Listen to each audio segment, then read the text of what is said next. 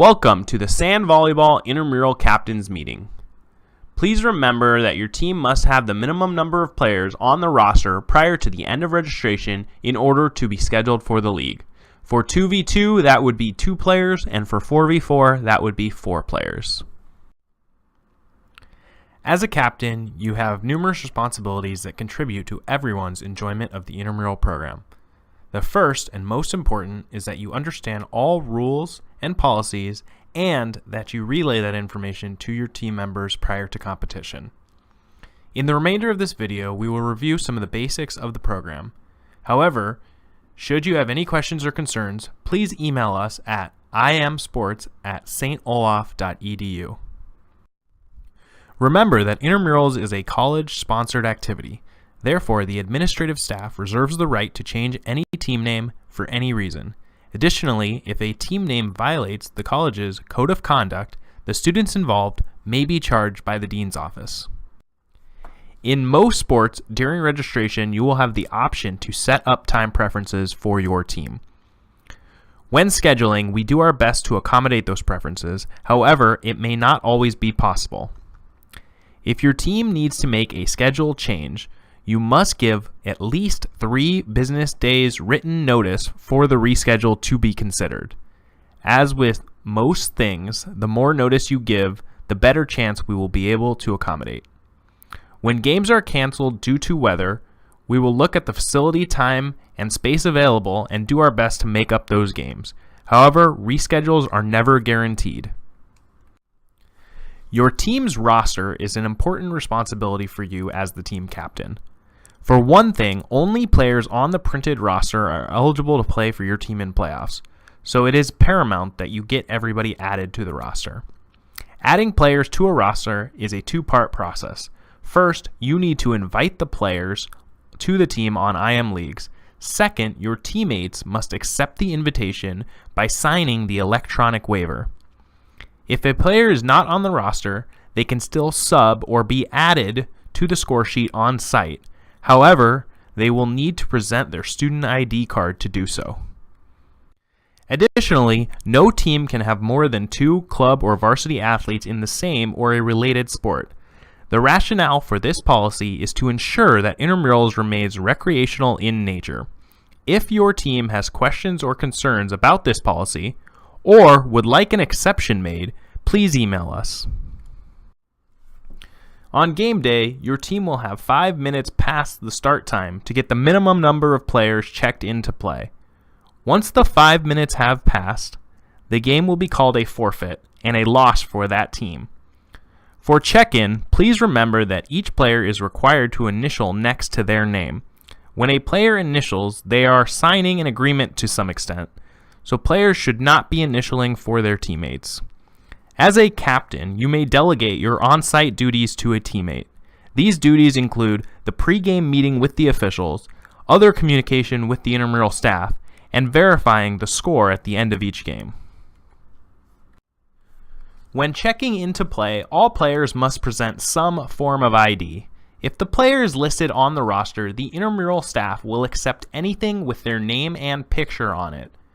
This could be their St. Olaf ID card, a driver's license, or even a social media profile.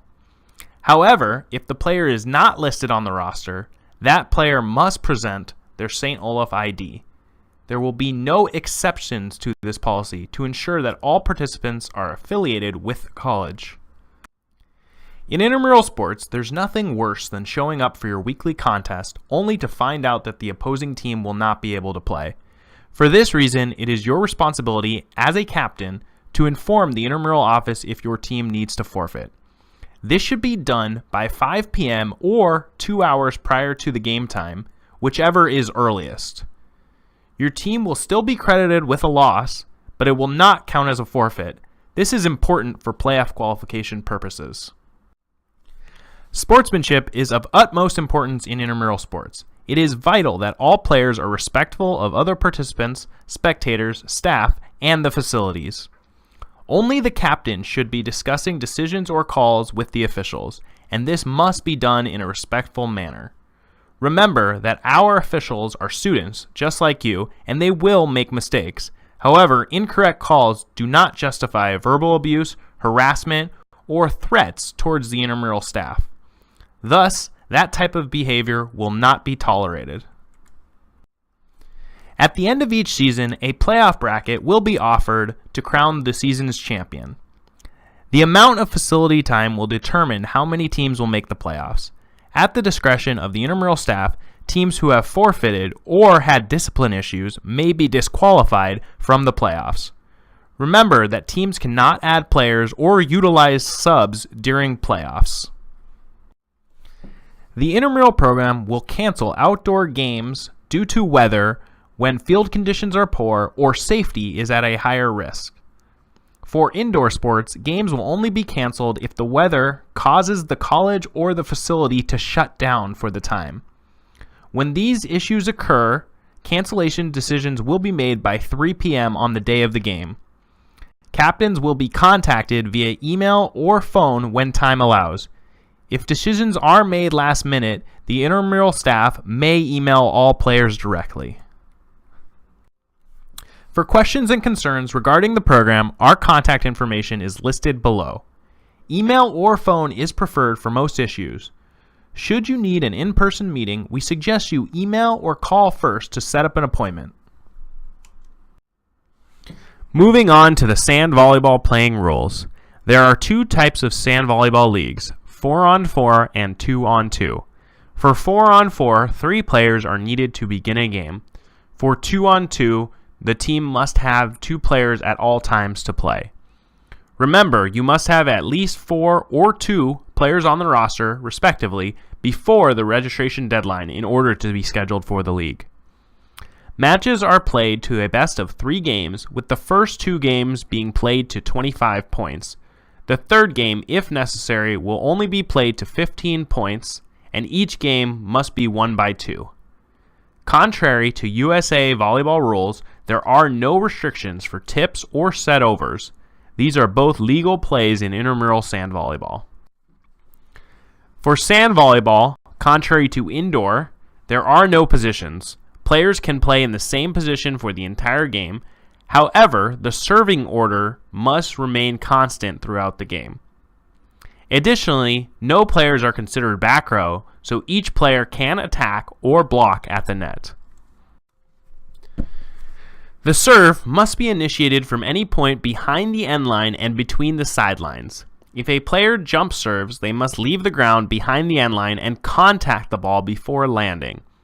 However, they are permitted to land inside the court. The serve may contact the net and still be in play so long as it continues directly over the net and into the opposing court. The team receiving the serve may not attack or block the serve while it is completely above the height of the net. For plays at the net, players are not permitted to contact the top of the net. While the intramural rules and participation manual clarify some questions that may occur, anything not explicitly stated will follow the USA Volleyball Rules book. Thank you for reviewing this captain's meeting. Remember to take the quiz to get credit for this meeting, and have a great season.